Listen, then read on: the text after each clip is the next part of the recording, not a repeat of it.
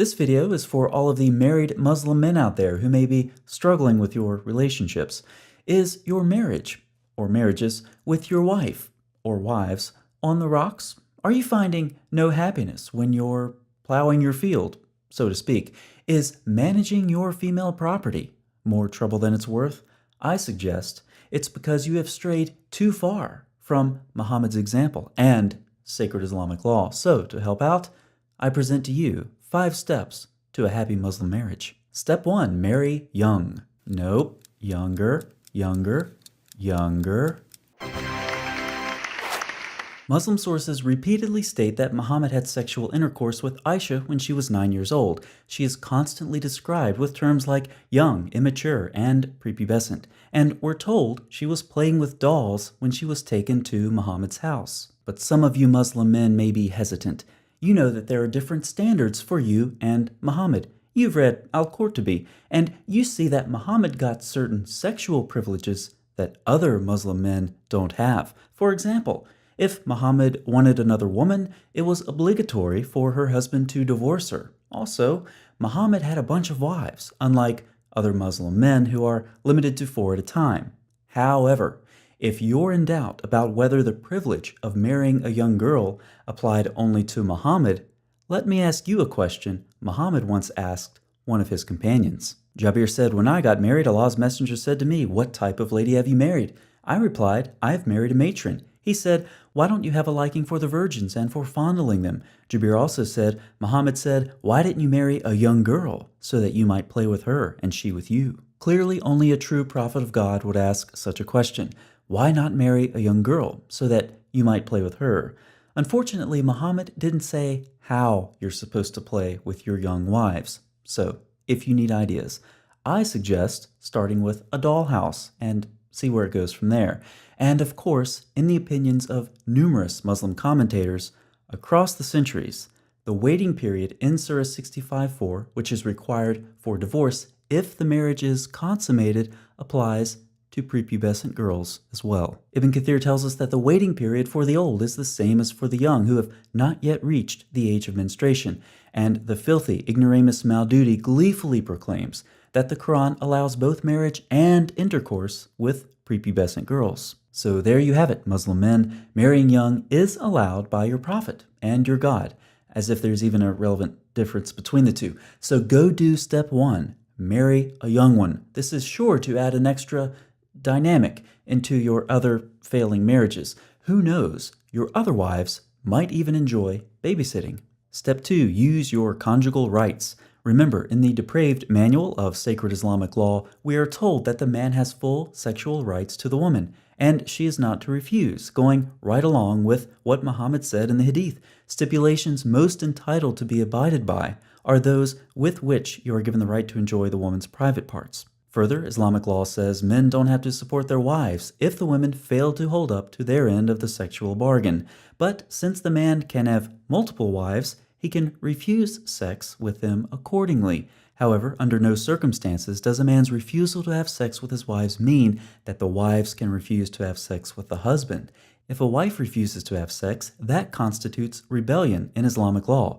And we have a solution for that problem. Step 3, beat them. Now, this is not a detailed tutorial on how to beat your wife. That is an issue far too complicated for me. So I'm going to leave that to the Muslim scholars. Just like there's a technique to swinging a baseball bat or a golf club, I'm certain there's a technique involved here as well. Surely you're not supposed to just step up to the proverbial plate and start swinging that wife-beating stick haphazardly. How do you hold the stick, and how fast do you swing it? Or maybe it's more of a bare-handed beating, or maybe use some boxing gloves.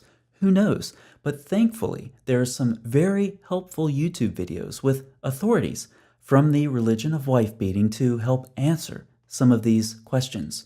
But for our purposes, when we think of physical discipline, perhaps the first thing that comes to mind is spanking a child. This works especially well since, according to Islamic law, your wife may actually be a child. However, does physical discipline still apply in the unfortunate event your wife is an adult? Sure does. Allah clarifies. But those wives from whom you fear arrogance, advise them if they persist, forsake them in bed, and finally strike them. But how do you know when exactly you can beat her? Anytime she's being rebellious, which includes all kinds of things like leaving the house without permission or refusing sex with the husband. Notice how Islamic law very diligently looks out for the sexual interest of men, just like Allah in Muslim paradise, where He's prepared large-breasted virgins.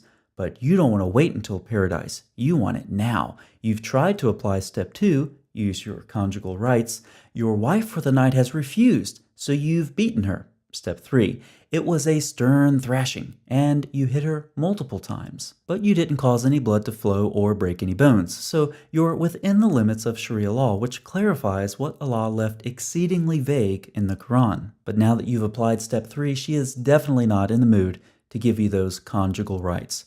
2 options. First, you can threaten her. Just like Muhammad and Allah, which again seem curiously like the same person, the angels are also concerned about the sexual well-being of Muslim men. If a woman refuses sex, the angels will curse her until morning. Now, it's unclear exactly what this threat is.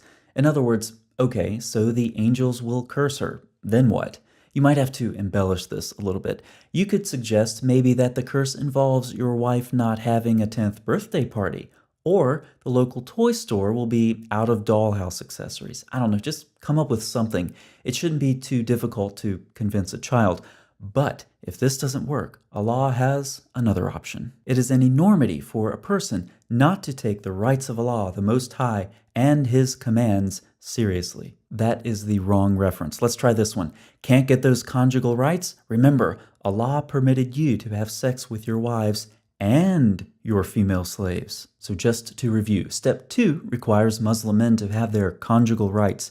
If your wife doesn't comply, beat and threaten her. And remember to always keep some sex slaves on the side in case of an emergency. Step 4, the 2 C's, cut and covered. Muhammad endorsed the circumcision of girls. He was as vague in the Hadith as Allah typically is in the Quran. Thus we find in Islamic law disagreements about whether it's required or recommended and how much of a girl's private parts should be cut out. And as is well known, the translation in Reliance of the Traveler is intentionally misleading. Section E43 states circumcision is obligatory for women by removing the clitoris. The Hanbalis and Hanafis disagree. The health benefits of this procedure for girls and women can be described as follows. This procedure has no health benefits for girls and women. The procedures can cause severe bleeding, problems urinating, cysts, infections, infertility, complications in childbirth, and increased risk of newborn deaths. I guess Muhammad, with all of his scientific knowledge, just couldn't figure this one out. It is a violation of human rights of girls and women. Of course, whether or not this is a violation of women's rights in Islam can be debated, since you can't violate something you never had in the first place. The second C, keep those things covered, like Umar told you to. Narrated Umar, my Lord agreed with me in 3 things. What's the second thing, Umar? And as regards the veiling of women, I said, O Allah's messenger, I wish you ordered your wives to cover themselves from the men, because good and bad and blah, blah, blah. So the verse of the veiling of women was revealed. All Umar had to do was drop a quarter into Muhammad's vending machine of Quranic verses, and out popped a revelation from Allah on the veiling of women. In spite of the arbitrary and self-serving way this verse was revealed, Muslim men should not lose sight of its importance. In the unlikely event that your wife heals fully from her circumcision and actually feels like going out of the house, the nakedness of a woman that she is forbidden to reveal differs in the Shafi'i school according to different circumstances. When outside the home on the street, it refers to the entire body. And if your wife doesn't like being wrapped up in a sack, she's not allowed to leave the house without your permission anyway. So, who cares? Now, go put these 4 steps into practice, and I'm sure you'll be on your way to a healthy, happy, fulfilling marriage, or marriages, in no time.